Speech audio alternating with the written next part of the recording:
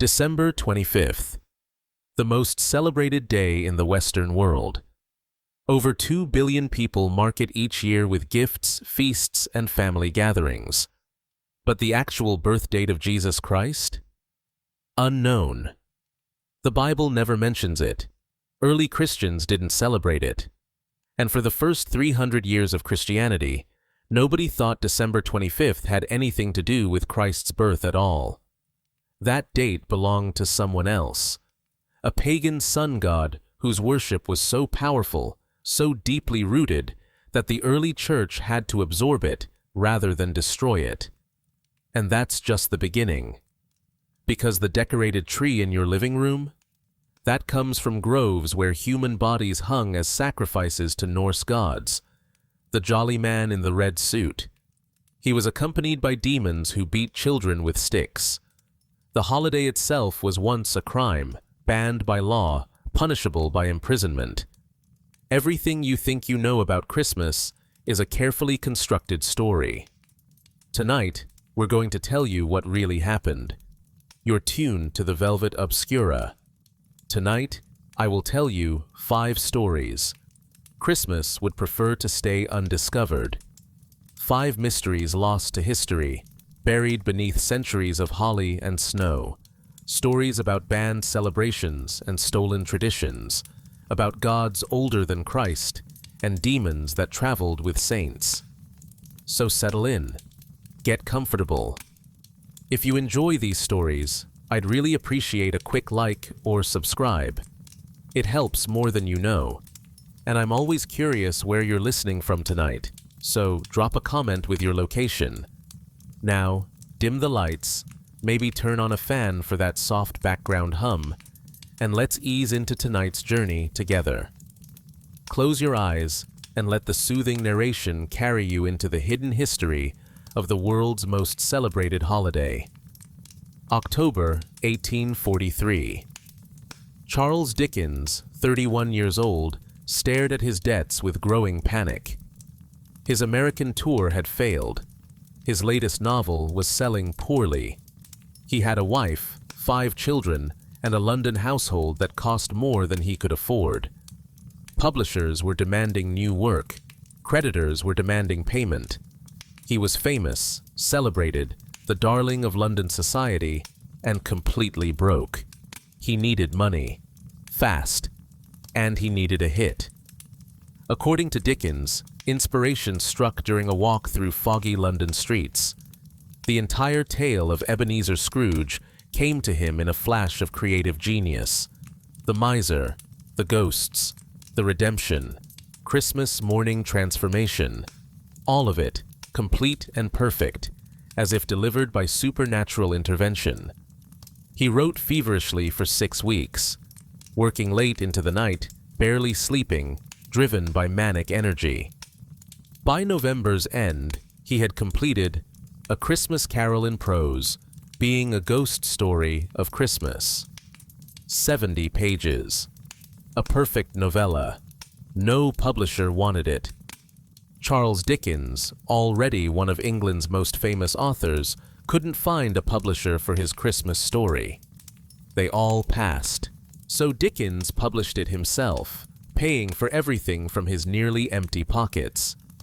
The printing, binding, distribution, marketing. He commissioned expensive hand-colored illustrations, chose the finest paper, the best binding materials. He spared no expense on a book about learning not to spare expense. Released December 19th, 1843, priced at 5 shillings. By Christmas Eve, all 6,000 copies had sold. London was talking about it. Dickens had created a sensation. Then the accounting arrived. After expenses, after the lavish production, after printing and binding and distribution, Charles Dickens made £230 from the first edition. £230. The book that would reshape how the Western world celebrated Christmas earned its author less than a middle-class clerk's annual salary. Dickens fell into what he described as profound depression. He'd gambled everything on this story, and while it succeeded critically, it failed financially. But 1844 brought something stranger.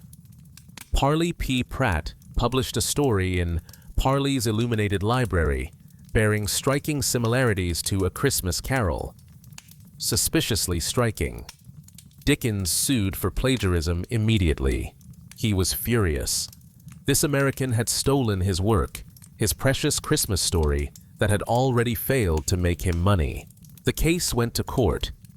During trial, something fascinating emerged. Dickens himself had published, 5 years earlier in the Pickwick Papers, a story called The Story of the Goblins Who Stole a Sexton. It featured Gabriel Grubb, a miserable, miserly gravedigger who hates Christmas.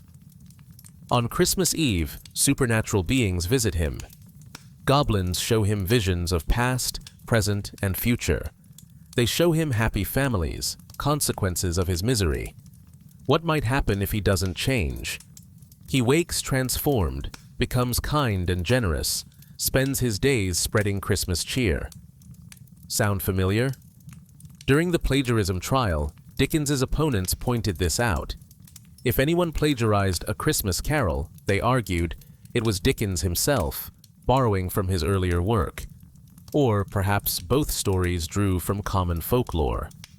Dickens won, technically, but legal costs were so high he lost money on the victory. He dropped all further legal action related to A Christmas Carol, declaring the law offered no protection to authors. Literary historians whisper other possibilities, that Dickens' desperate financial situation and the story's rapid composition suggest collaboration, that certain prose elements don't match his usual style, that the theological framework is more sophisticated than he typically demonstrated. Could John Forster, his close friend and eventual biographer, have contributed? Could his wife Catherine, a talented writer, have shaped the narrative? Could the story have been more collaborative than admitted?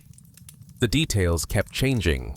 Walking through London fog, the sudden flash, manic writing sessions, each version slightly different from the last. What we know is that A Christmas Carol arrived at precisely the right moment in history. Victorian England was transforming Christmas from a raucous, sometimes violent working-class festival into a family-centered, sentimental, domestic celebration. Dickens' story captured this transformation perfectly. It codified what Christmas should be: generosity, redemption, family, goodwill. Within a decade, A Christmas Carol had inspired countless imitations. Christmas cards featuring scenes from the book, stage adaptations in every major theater, public readings that drew thousands. The story didn't just reflect Christmas, it created it. But Dickens never profited from his Christmas miracle. Pirated editions flooded markets. Unauthorized adaptations filled theaters. He spent years fighting plagiarists, always losing money on legal battles. The book that made Christmas made everyone wealthy except its author. When Dickens died in 1870, he was in debt. The man who saved Christmas, who created the modern holiday, died owing money. His estate was valued at £93,000, but debts consumed most of it. A Christmas Carol, the story that would eventually generate billions in adaptations, merchandise, and cultural influence, left its creator struggling financially until the end. The irony is almost perfect. Scrooge learned to be generous with his wealth. Dickens created Scrooge, but never enjoyed wealth himself. The story about redemption through generosity left its author unredeemed by financial success. And the question remains, did Dickens actually write the story that became synonymous with his name? Or did he, like Christmas itself, borrow freely from what came before, reshape it brilliantly, and claim it as his own? We'll never know for certain. What we know is that A Christmas Carol became Christmas. Not the historical Christmas, not the religious Christmas, but the Christmas we actually celebrate. The Christmas of family, generosity, redemption, second chances. The Christmas that feels more real than any historical truth. And whether Dickens wrote it alone or with help, whether he borrowed too freely from his earlier work or created something genuinely original, the story worked. It still works. It moves people to tears, inspires generosity, captures something true about redemption. The irony is that Dickens, who never made money from his Christmas story, would probably appreciate that. After all, A Christmas Carol taught that wealth doesn't matter, that redemption comes from generosity, that the true meaning of Christmas has nothing to do with money. Dickens lived that lesson, whether he wanted to or not. His Christmas gift to the world cost him everything financially, and maybe that's what makes the story feel so true. The man who wrote about sacrificing wealth for meaning actually sacrificed his wealth for the story.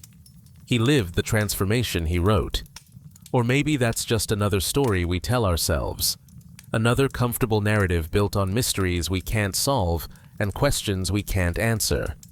Just like Christmas itself. Speaking of stories we tell ourselves, let's talk about the man who actually did make money from Christmas, who transformed the holiday into the commercial phenomenon we know today, who created an image so powerful that billions of people believe it's ancient tradition when it's barely 90 years old. 1931. The Coca-Cola Company had a problem. Their sales plummeted during winter months. Nobody wanted cold soda when snow covered the ground. They needed a winter marketing campaign, something to keep people buying Coke even when temperatures dropped. Enter Haddon Sundblom, a commercial artist hired to create advertisements for Coca-Cola's winter campaign. The company wanted something Christmas-themed, something warm and appealing, something that would make people crave cold soda in cold weather. Sundblom painted Santa Claus, not just any Santa Claus, the Santa Claus, the one we all know, jolly, plump, rosy-cheeked, wearing a red suit trimmed with white fur. The Santa who sits in a chair holding a Coke bottle. The Santa who looks like everyone's friendly grandfather. The Santa whose image is so ubiquitous, we assume it's ancient. It's not. Haddon Sundblom painted him in 1931 for a soda company's advertising campaign.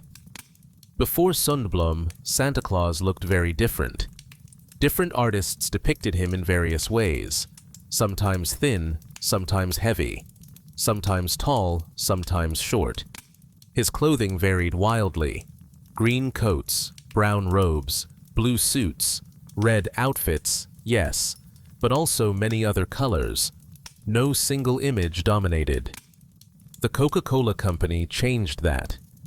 Sundblom's Santa appeared in Coca-Cola advertisements every year from 1931 to 1964. 33 years of consistent imagery, distributed globally through one of the world's most powerful marketing machines. The red suit matched Coca-Cola's corporate colors. The white fur trim echoed the bottle's distinctive label. The rosy cheeks suggested someone who'd enjoyed a refreshing beverage. Every detail reinforced the brand while appearing purely traditional. And it worked, spectacularly. Within 2 decades, Sundblom's Santa had become the Santa. Children who grew up seeing those advertisements became parents who described Santa exactly as Sundblom painted him. Those parents became grandparents who insisted that Santa had always looked that way. 3 generations were enough to transform advertising into tradition. Today, if you ask anyone anywhere in the world to describe Santa Claus, they'll describe Haddon Sundblom's creation. The image is so universal that most people don't believe it originated in advertising. They assume it came from much older sources, from Nordic tradition or Victorian illustrations or medieval legends. They're wrong. The Santa Claus we know, the specific image we carry in our minds, was painted by a commercial artist for a soda company less than a century ago. But here's what's fascinating. Sundblom didn't invent Santa Klaus, from nothing. He drew from earlier traditions, from the Dutch Sinterklaas, from the British Father Christmas, from German gift-bringers and Nordic winter figures. He synthesized these various traditions into one coherent image, just as Coca-Cola synthesized various Santa legends into one coherent marketing narrative. The process mirrors how Christmas itself developed, taking elements from different traditions, combining them, presenting the result as ancient custom. Coca-Cola did to Santa what Christianity did to Yule. Absorbed it, transformed it, claimed it had always been that way. And just like Christianity's absorption of pagan holidays, Coca-Cola's creation of modern Santa worked perfectly. The image served a purpose. It gave children something concrete to believe in. It gave parents a consistent story to tell. It gave culture a shared symbol. The commercial origins don't make the magic less real for children. The advertising campaign doesn't make families' Christmas mornings less meaningful. The corporate creation doesn't make the tradition less powerful. Because tradition isn't about historical accuracy, it's about shared meaning. And Coca-Cola's Santa created shared meaning so effectively that within decades, it became indistinguishable from ancient tradition. That's the real genius of it. Not just creating an effective advertisement, but creating an image so perfect, so appealing, so exactly what people wanted Santa to be, that they forgot it was ever created at all. They believed it had always existed, just like Christmas trees. Which brings us to another story about traditions we assume are ancient, but turn out to be quite recent. Trees decorated with lights and ornaments. They seem so essentially Christmas, so deeply traditional, that we can't imagine the holiday without them. But Christmas trees as we know them are younger than Coca-Cola's Santa. And their origins are far darker than anyone wants to discuss when they're stringing lights and hanging ornaments. Let me take you to ancient Germania, the dense forests of northern Europe. Long before Christianity arrived, long before the Roman Empire conquered these lands, the Germanic tribes worshipped gods of winter and war. Odin, the All-Father, Thor, the thunder god, Freya, goddess of love and death. These weren't gentle deities. They demanded sacrifice. They required blood. The sacred groves of Yggdrasil, the world tree, were sites of worship throughout Germanic territories. Ancient sources describe these groves in disturbing detail. Roman historian Tacitus wrote about them in his work Germania. Adam of Bremen described them centuries later. What they described wasn't pleasant. Human sacrifices hung from sacred trees. The victims, often prisoners taken in battle or volunteers seeking honor in death, were hung from branches in winter. Their bodies left to freeze, offered to Odin. 9 days they hung. 9 nights. Odin himself hung from Yggdrasil for 9 days and nights to gain wisdom. The sacrifices mirrored this myth. These weren't secret practices. They were central to winter celebrations. The darkest time of year required the greatest offerings. The sun needed encouragement to return. Winter needed appeasement. Death needed to be honored to ensure life's return in spring. The trees where these rituals occurred were considered sacred. Evergreens specifically. Because while other trees died in winter, losing their leaves, appearing dead, evergreens stayed alive, stayed green. They represented life persisting through death, hope enduring through darkness, the promise that winter would end. When Christianity arrived in Germanic territories, conversion didn't happen quickly. Missionaries spent centuries trying to convince people to abandon their old gods. And one of the biggest obstacles was these sacred groves, these trees where ancestors had worshipped for generations, these places of profound spiritual significance. Saint Boniface, missionary to the Germanic tribes, took direct action. In the 8th century, he cut down the sacred oak of Thor at Geismar. According to legend, when the massive tree fell, a young fir grew from its roots. Boniface claimed this as a sign from God. The old religion falling, the new religion growing from its remains. Whether that story is true or legend, the strategy was real. Christian missionaries couldn't destroy reverence for sacred trees, so they transformed it. They took the practice of decorating evergreens during winter solstice celebrations and gave it Christian meaning. The evergreen became a symbol of eternal life through Christ. The triangular shape represented the Trinity. The decorations, once offerings to pagan gods, became Christian ornaments. Martin Luther allegedly brought a decorated tree into his home in the 16th century, adding candles to represent stars. Whether this story is accurate or another comfortable legend, by the 17th century, German Christians were bringing evergreen trees indoors during winter, decorating them with apples, nuts, and candles. But the practice remained distinctly German for centuries. It didn't spread to other Christian cultures immediately. England didn't adopt Christmas trees until Queen Victoria married Prince Albert of Germany in 1840. Albert brought the tradition from his homeland. When illustrations of the royal family gathered around a decorated tree appeared in newspapers, suddenly every English family wanted one. America resisted even longer. The Puritans who controlled much of colonial America considered Christmas trees pagan abominations. They weren't wrong.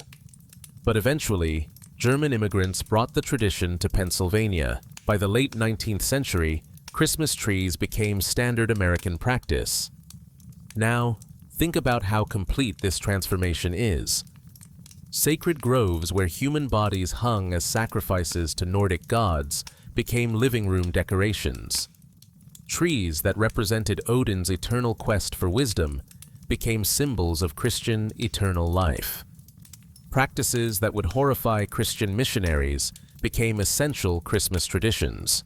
The families gathering around trees this December have no idea they're participating in a sanitized version of ancient sacrifice rituals. The children hanging ornaments don't know they're recreating offerings to gods. Their religion considers demons. The parents taking photos beside decorated trees don't realize the tradition comes from the very practices Christianity spent centuries trying to destroy. And maybe that's fine. Maybe it doesn't matter that Christmas trees come from pagan sacrifice groves, any more than it matters that Coca-Cola created Santa Claus. The meaning has changed. The practice has transformed. What matters is what the tradition means now, not what it meant then. But it's worth knowing. Worth understanding that the most wholesome, family-friendly Christian Christmas tradition comes from one of the darkest practices of pagan Europe. Worth recognizing that Christianity didn't destroy these traditions. It absorbed them, transformed them, claimed them as its own. Just like it did with December 25th itself. Because that date, the date we celebrate Christ's birth, has nothing to do with Christ. It belonged to someone else first. Someone Christianity spent centuries trying to destroy, but never quite could. Let me tell you about the original December 25th celebration. Before Christ, before Christianity, before anyone in Rome had heard of a Jewish prophet from Nazareth, December 25th in ancient Rome belonged to Sol Invictus, the unconquered sun, the god who ruled at winter solstice, the deity whose birthday marked the turning point of the year, when days stopped growing shorter and began growing longer, when darkness stopped advancing and light began its return. Sol Invictus wasn't originally Roman. The cult came from Syria, brought to Rome by Emperor Aurelian in 274 AD. He declared December 25th the official birthday of the unconquered sun, establishing it as a major Roman holiday. But sun worship at winter solstice was far older. The Romans were just codifying practices that existed across the ancient world. The winter solstice has always carried profound significance. The darkest day of the year, the longest night, the point where the sun seems to stop moving southward, pause, then begin its journey back north. Ancient peoples who depended on agriculture, who lived and died by the sun's cycle, watched the solstice with desperate attention. Would the sun return? Would light overcome darkness? Would warmth come back and allow life to continue? Different cultures answered these questions with different celebrations. The Romans had Saturnalia, a week-long festival in mid-December honoring Saturn, god of agriculture. During Saturnalia, social order inverted. Slaves could speak freely to masters. People wore festive clothing. Gambling was allowed. Courts closed. Work stopped. Everyone feasted and exchanged gifts. Sound familiar? The Norse celebrated Yule, burning logs for 12 days, feasting and drinking, honoring Odin and the return of the sun. The Celts held winter solstice celebrations involving evergreen decorations, fires, and rituals to encourage the sun's return. All of these festivals shared common elements: feasting, gift-giving, decorations, fires and lights, evergreen branches, inversion of normal social order, and all of them occurred around the winter solstice, when days started growing longer again. Then Christianity arrived. For the first 3 centuries of Christianity, nobody celebrated Christ's birth. The early church fathers considered birthday celebrations pagan practices. They focused on Christ's death and resurrection, not his birth. Various theologians suggested different possible birth dates, but none agreed on December 25th. Why would they? The Bible provides no birth date. The Gospel accounts give us clues that suggest late summer or early fall. Luke mentions shepherds keeping watch over their flocks by night, which wouldn't happen in December's cold. The census that brought Mary and Joseph to Bethlehem wouldn't have occurred in winter, when travel was difficult. Scholars generally agree that if Christ existed as a historical figure, he almost certainly wasn't born in December. Late September or early October seems more likely based on available evidence. So why December 25th? The simple answer: Christianity couldn't beat the existing celebrations, so it joined them. By the 4th century, Christianity had become the official religion of the Roman Empire. But changing official religion didn't change popular practice. People still celebrated Saturnalia, still honored Sol Invictus, still marked the winter solstice with festivals that had existed for centuries. The Church made a strategic decision.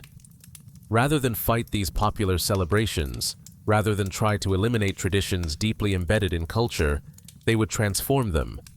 They would claim December 25th for Christianity, declare it Christ's birthday, transform existing practices into Christian celebrations. Pope Julius I officially declared December 25th as Christ's birthday in 336 AD. The Church provided theological justification. Christ was the light of the world, so his birth during the darkest time of year symbolized light entering darkness. The sun's return from winter solstice paralleled Christ's promise to return to earth. The symbolism was perfect. But the date had nothing to do with Christ's actual birth. It was a calculated decision to absorb pagan celebrations rather than fight them, to claim existing traditions rather than create new ones from scratch. And it worked. Within a few centuries, December 25th became synonymous with Christmas. The Church successfully transformed Sol Invictus's birthday into Christ's birthday. Saturnalia's feasting became Christmas feasting. Yule's evergreen decorations became Christmas decorations. Winter solstice celebrations became Christmas celebrations. The practices didn't change, the meaning did. Or rather, the official meaning did. The underlying purpose, marking the winter solstice and celebrating the sun's return, remained the same. Only the explanation shifted. This pattern repeated across Europe as Christianity spread. Wherever missionaries encountered existing winter celebrations, they didn't eliminate them. They transformed them, claimed them, gave them Christian explanations while keeping pagan practices. The result is what we celebrate today. A holiday called Christmas that has almost nothing to do with Christ's actual birth and everything to do with absorbing and rebranding existing winter celebrations that Christianity couldn't destroy. But Christianity's relationship with Christmas wasn't always positive. There were centuries when celebrating Christmas was considered un-Christian, when the holiday itself was seen as dangerously pagan, when celebrating December 25th could get you arrested. Let me tell you about when Christmas was illegal. 1644. England is in chaos. Civil war rages between parliamentarians and royalists. King Charles I is losing ground to Oliver Cromwell's forces. And in this chaos, a group of religious reformers sees an opportunity. The Puritans. Strict Calvinist Protestants who believed the Church of England had kept too many Catholic practices, who wanted to purify Christianity by returning to biblical principles, and who hated Christmas. To the Puritans, Christmas was everything wrong with Christianity. It was pagan in origin, nowhere commanded in the Bible, associated with drunkenness and debauchery, a remnant of Catholic corruption, an excuse for sinful behavior masquerading as religious celebration. They had a point. The Christmas celebrations of the time weren't the gentle family gatherings we imagine. They were rowdy, sometimes violent affairs. Working-class crowds roamed the streets, demanding food and drink from the wealthy. Rich households were expected to open their doors and provide hospitality. Those who refused risked vandalism or assault. The celebrations lasted for weeks. Courts closed. Work stopped. Social order broke down. Alcohol flowed freely. The period between Christmas and Epiphany, January 6th, became a prolonged festival of chaos. The Puritans saw this and recoiled. This wasn't Christian celebration. This was pagan revelry with a thin Christian veneer. This needed to be stopped. In 1644, with Cromwell's forces controlling Parliament, the Puritans passed the first of several ordinances against Christmas. They replaced Christmas Day with a monthly day of fasting. They forbade any special church services on December 25th. They declared it should be a normal working day. In 1645, they went further. Parliament passed a directory of worship that made no mention of Christmas. It established that every Sunday should be celebrated equally, with no special feast days. Christmas, they declared, had no biblical foundation and should not be observed. The English people responded with riots. December 1647 saw the Canterbury Christmas riots. When authorities tried to enforce the Christmas ban, mobs took to the streets. They attacked officials who tried to keep shops open. They insisted on celebrating Christmas regardless of the law. Similar riots occurred in Ipswich and other cities. But the Puritans had military force behind them. Cromwell's soldiers enforced the ban. They patrolled streets looking for signs of Christmas celebration. They stopped people carrying geese or other festive foods. They broke up gatherings. They even entered homes where they suspected illegal celebrations. By 1650, when Cromwell formally became Lord Protector, Christmas was effectively illegal in England. The ban lasted until 1660, when the monarchy was restored and Charles II repealed the Puritan laws. But the damage was done. An entire generation of English children grew up without Christmas. When the holiday was restored, it had lost much of its cultural power. The elaborate celebrations of the medieval and Tudor periods never fully returned. Christmas became quieter, more private, less important in English life. This might seem like a historical curiosity, a strange period when religious fanatics banned a popular holiday. But the Puritan ban of Christmas reveals something important. The holiday has always been contested, always been a battleground for different ideas about what Christianity should be, always been caught between competing visions of proper celebration. And the English Puritans weren't alone. When Puritans settled in colonial America, they brought their hatred of Christmas with them. From 1659 to 1681, celebrating Christmas in Massachusetts was illegal. Anyone found celebrating could be fined 5 shillings. The ban didn't last as long in America as in England, but its cultural effects persisted much longer. Through most of the 18th and early 19th centuries, Americans didn't celebrate Christmas. It wasn't a public holiday. Businesses remained open. Schools stayed in session. Government operated normally. As late as the 1850s, many American Protestants still considered Christmas celebrating pagan and un-American. When the first American states began recognizing Christmas as an official holiday, Alabama in 1836, many religious leaders protested. They saw it as backsliding into Catholic corruption and pagan practice. It wasn't until after the Civil War that Christmas gained widespread acceptance in America. And even then, the celebration was different from modern practice. The commercial Christmas, the Santa Claus, the extensive gift-giving, all developed later in the 19th and early 20th centuries. So when people complain about the commercialization of Christmas, about how the holiday has lost its religious meaning, they're forgetting history. Christmas has always changed, always been reinvented, always reflected the values and concerns of each particular time and place. The Puritans tried to eliminate it entirely and failed.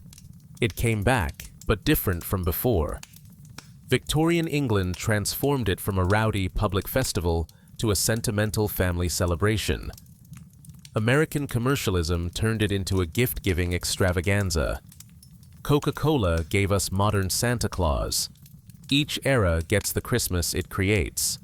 And underlying all of this, beneath every transformation and reinvention, the original pagan purpose persists.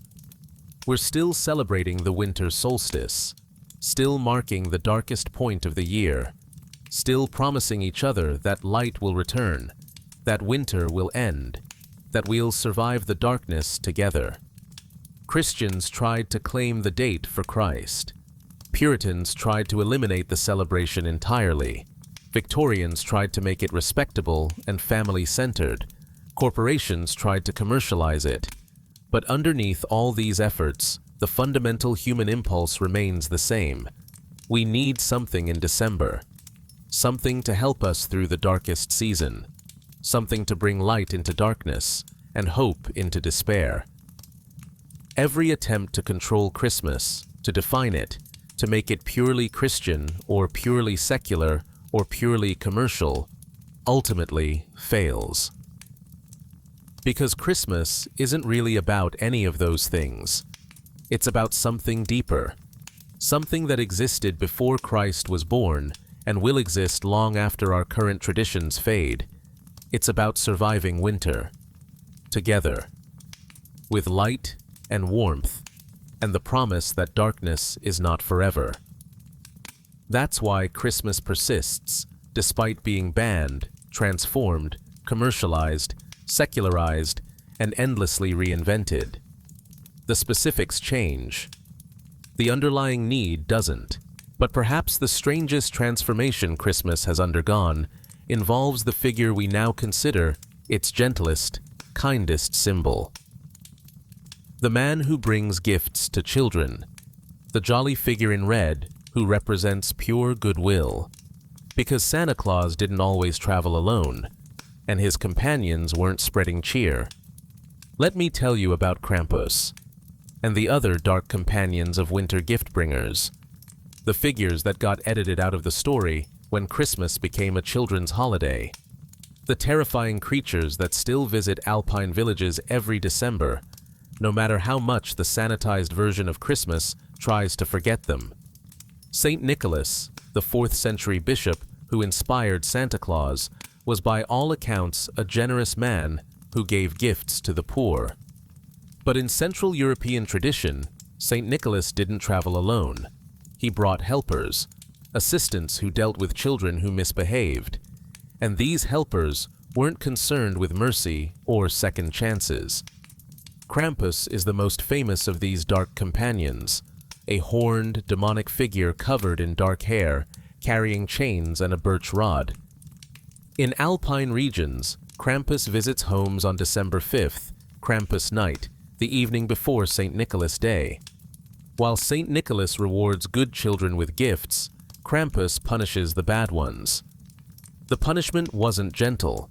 Krampus would beat misbehaving children with the birch rod. He carried chains to bind particularly bad children and drag them away. According to tradition, he stuffed the worst children into his basket and carried them back to his lair. Some versions say he ate them. Others say he dragged them to hell. This wasn't folklore that parents whispered to frighten children. This was public celebration. Krampusnacht, Krampus Night, featured men dressed as Krampus running through villages. They carried torches. They rattled chains. They chased children and adults alike, striking out with birch branches. The celebrations were wild, sometimes violent, definitely not child-friendly by modern standards. But Krampus wasn't alone. Different regions had different dark companions for St. Nicholas. In parts of Germany and Austria, Knecht Ruprecht accompanied St. Nicholas. Ruprecht was a sinister figure dressed in dark robes, carrying a switch for beating children. Unlike Krampus, who was clearly demonic, Ruprecht looked almost human. Almost. His face was often blackened with soot. His behavior was threatening. He questioned children about their prayers and behavior, striking those who answered incorrectly. In other German regions, Belsnickel filled this role. A fur-clad figure who arrived before Christmas to check on children's behavior. Belsnickel carried a switch and wasn't afraid to use it. He would throw nuts and candy on the floor, then strike children who scrambled to pick them up too greedily. The lesson was clear. Take only what you need. Greed will be punished. The Netherlands had Zwarte Piet, Black Peter, who accompanied Sinterklaas. According to tradition, Zwarte Piet was a Moor, dark-skinned, who helped deliver presents, but also disciplined children. The tradition has become increasingly controversial in recent decades due to its racist imagery, but it persisted for centuries as a standard part of Dutch Christmas celebration. These figures shared common characteristics. They were dark, where St. Nicholas was light. They punished where he rewarded. They represented judgment, consequences, the shadow side of the gift-giving tradition. They embodied the idea that behavior has consequences, that not everyone deserves rewards, that Christmas isn't just about generosity, but also about justice. As Christianity spread through Europe, these figures absorbed even older traditions. Krampus himself may derive from ancient alpine pagan deities. The horned, hairy demon resembles depictions of nature spirits from pre-Christian religions. His chains and birch rod connect to ancient rituals of punishment and purification. His appearance during winter solstice celebrations suggests roots in much older winter traditions. The Christian Church tolerated these figures for centuries. They served a useful purpose. They gave St. Nicholas a complete narrative: good and evil, reward and punishment, heaven and hell, the dual nature of judgment. Children understood that generosity had limits, that consequences existed for bad behavior. But as Christmas evolved, as it became more commercialized and child-centered, these dark figures became problematic. The Victorian transformation of Christmas into a sentimental family celebration had no room for demons beating children with sticks. American commercialization of the holiday couldn't market terrifying punishers alongside jolly Santa Claus. So, they were forgotten, edited out. Santa Claus became the sole Christmas figure, spreading only joy and gifts. The idea of punishing bad children persisted in the form of coal in stockings or being left off the nice list, but the actual violence, the real fear, disappeared from the story, except in the places where tradition held strong. In alpine villages, Krampus celebrations continue. Every December 5th, people dress as Krampus and run through the streets. It's become tourist attraction now, but it's also genuine tradition kept alive despite centuries of pressure to sanitize Christmas. These celebrations reveal something important about the holiday's evolution. Christmas, as we know it, the family-friendly, wholesome commercial celebration, is a very recent invention. For most of its history, Christmas included darkness, included fear, included punishment and consequences, and the very real possibility of not receiving gifts. The sanitization of Christmas into a purely positive, child-centered holiday reflects modern values about childhood and celebration. But it obscures the holiday's complex history. The older Christmas, the one with Krampus and his companions, understood something we've forgotten. Light means more when you acknowledge darkness. Generosity means more when you recognize that not everyone receives it. Rewards mean more when consequences exist for those who don't deserve them. Modern parents tell children that everyone gets presents from Santa Claus, that the naughty list doesn't really mean anything, that Christmas is about unconditional love and acceptance. These are comfortable lies, reflecting our belief that children should be protected from harsh realities. But the older Christmas didn't protect children from harsh realities. It used the holiday to teach those realities. Krampus wasn't just about scaring children into good behavior. He was about acknowledging that the world includes darkness, that not everyone is generous like St. Nicholas, that consequences exist for bad choices. Whether that's better or worse than modern Christmas is debatable, but it's certainly more honest, more complex, more willing to acknowledge that winter, even with its celebrations, remains the hard season, the dark season, the season when survival isn't guaranteed and generosity isn't automatic. We've sanitized Christmas, removed the darkness, created a holiday that's all light and no shadow. But the shadows remain, whether we acknowledge them or not. And maybe that's why Krampus is experiencing a revival, why people are rediscovering these old traditions. Because a holiday that pretends darkness doesn't exist feels false, feels incomplete. The real Christmas, the old Christmas, understood that December is dark, that winter is hard, that not everyone survives, that generosity is remarkable precisely because it's not automatic, that light matters because darkness exists. Krampus and his companions represented that darkness. They made Christmas complete by including both reward and punishment, both generosity and consequences, both light and shadow. Modern Christmas, in trying to be only positive, only wholesome, only child-friendly, lost something important. Maybe we should bring some of that darkness back. Not the actual violence, not the terrifying demon figures beating children, but the acknowledgement that Christmas exists because winter is hard. That celebration matters because darkness is real. That generosity is remarkable because selfishness is common. That light is precious because we spend so much of the year in darkness. The sanitized Santa Claus, traveling alone, giving gifts to everyone, represents a fantasy. A world where everyone deserves rewards, where consequences don't exist, where darkness can be ignored. Krampus represents reality, a world where actions have consequences, where not everyone receives generosity, where darkness must be acknowledged and confronted. Both figures serve a purpose. Both belong to Christmas. The question is whether we're brave enough to acknowledge both, whether we can celebrate generosity while recognizing its limits, whether we can bring light to darkness without pretending darkness doesn't exist.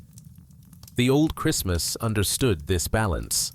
Modern Christmas has forgotten it, but the traditions persist in alpine villages and folk memory and the growing interest in Krampus celebrations, because something in us recognizes that the sanitized version isn't complete, that Christmas needs its shadows, that acknowledging darkness makes the light more meaningful.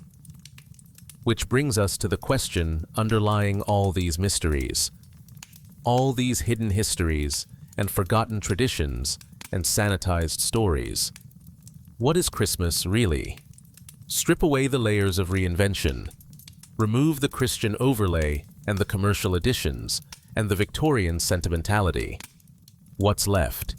What's the core that persists through every transformation? It's not Christ. We've established that. December 25th has nothing to do with his actual birth. The early Christians didn't celebrate it. The date belongs to Sol Invictus and winter solstice celebrations that predate Christianity. It's not generosity or family values or any particular moral teaching. Those aspects change with each era. Medieval Christmas was about social inversion. Victorian Christmas was about sentimental domesticity. Modern Christmas is about consumption and gift-giving. The moral meaning shifts constantly. It's not even about specific traditions. Christmas trees came from pagan sacrifice groves. Santa Claus was created by Coca-Cola. Gift-giving comes from Saturnalia. Feasting comes from Yule. Every tradition we consider essentially Christmas was borrowed from somewhere else, transformed, given new meaning. So what's left? What makes Christmas Christmas? The answer is simpler than you might think, older than you might expect, more fundamental than any of the stories we've told ourselves. Christmas is about one thing: surviving winter together. That's it. That's the core that persists through every transformation and reinvention. Every culture that experiences winter creates some celebration at the darkest time of year. Some festival to mark the solstice. Some gathering to bring people together when cold and darkness threaten to isolate them.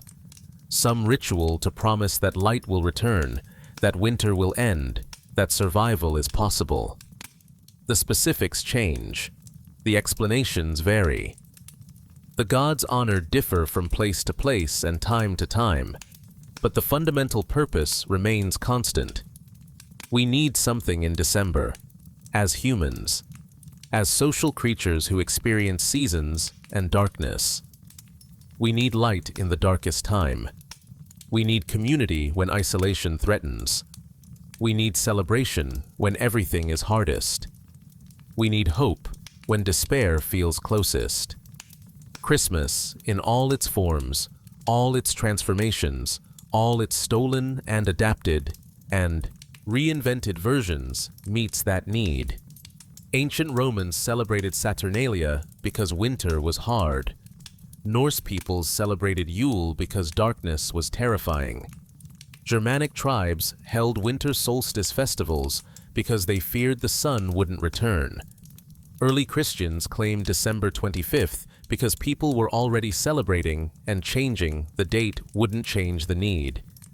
Every transformation of Christmas has been about the same fundamental impulse: the need to gather, the need to celebrate, the need to promise each other that we'll survive this darkness together. The traditions keep changing because cultures change, values shift, beliefs evolve, but the underlying need persists. We still experience winter, still feel the weight of darkness, still need reassurance that light will return. So we keep celebrating, keep inventing new traditions and reviving old ones, keep gathering around trees and exchanging gifts and sharing meals, Keep telling stories about generosity and redemption and hope. Keep promising each other, in whatever way our particular culture finds meaningful, that winter isn't forever. That's what Christmas really is. Not Christ's birthday, not pagan festivals, not Victorian sentiment or commercial extravaganza. Not any particular tradition or story or symbol. Christmas is humanity's way of surviving winter together. Our collective promise that darkness is temporary. Our shared ritual of bringing light into the hardest season. Everything else, all the specifics, all the stories about Dickens and Coca-Cola and Krampus and banned celebrations and stolen traditions, are just different ways of expressing that same fundamental truth. Different wrapping paper around the same gift, the gift of hope, the promise that winter ends, the assurance that we're not alone in the darkness. And that gift, that promise, that assurance, they're not lies even though the stories surrounding them might be. Because the sun does return after winter solstice. Spring does follow winter. Days do get longer after December. Life does persist. Christmas works because it's based on observable reality. Winter is hard, but winter ends. Darkness is heavy, but light returns. Isolation is painful, but community is possible. These aren't myths or stories. They're facts about living on a tilted planet that orbits a star. We celebrate Christmas because these facts need celebrating. Because knowing intellectually that winter will end doesn't remove the emotional weight of experiencing it. Because understanding astronomy doesn't make December darkness less oppressive. Because we need ritual and celebration and community to help us through what we already know will pass. That's why Christmas persists despite being banned, transformed, commercialized, secularized, and endlessly reinvented. The specifics change because cultures change. But the need doesn't change because winter doesn't change. As long as humans experience winter, we'll create some version of Christmas. So when you celebrate this December, you're not just participating in Christian tradition or commercial ritual or family custom. You're participating in something far older, far more fundamental, far more essentially human. You're joining every person who ever lived through winter and needed reassurance that spring would return. Every ancient celebrant of Saturnalia, every Norse family burning the Yule log, every medieval Christian at midnight mass, every Victorian family gathering around the tree, every child who ever believed in Santa Claus. You're all doing the same thing across thousands of years, across countless cultures, promising each other that light will return, that warmth will come back, that we'll make it through the darkness together. That's the real Christmas, not the historical Jesus whose actual birthday we don't know, not the corporate Santa in his red suit, not the stolen pagan traditions, or the banned Puritan years, or the Victorian reinvention. The real Christmas is the promise we make to each other every December. The promise that darkness isn't permanent, that winter will end, that we're not alone. Everything else, all the specifics, all the traditions, all the stories, are just different ways of making that same promise. Different wrapping paper around the same gift, the gift of hope. So sleep well tonight, knowing that Christmas, for all its mysteries and secrets and buried histories, still works exactly as it always has. It brings light to darkness. It brings hope to winter. It brings us together when everything else is trying to drive us apart. And in the morning, the sun will rise a little earlier than it did yesterday. The days will start getting longer. Spring will be one day closer. The celebration worked, just like it always does, just like it always has, for thousands of years, under countless names, in endless forms. The sun returns. Winter ends. Life persists. Merry Christmas. Or Happy Saturnalia. or Blessed Yule, or whatever you choose to call this ancient celebration of light in darkness. The name doesn't matter. The promise does. And the promise is always kept. Sleep now. The darkest night is almost over. The light is coming back. If you found these stories intriguing, I'd appreciate it if you'd like this video and consider subscribing to the Velvet Obscura. There are so many more mysteries lost to history, so many secrets buried beneath the stories we tell ourselves. Where are you listening from tonight? Drop a comment with your location. I love seeing our community spanning the globe, all of us exploring these hidden corners of history together. Until next time, sleep well. And remember, everything you think you know has a story beneath the story, a secret beneath the surface, a mystery waiting to be uncovered. Good night.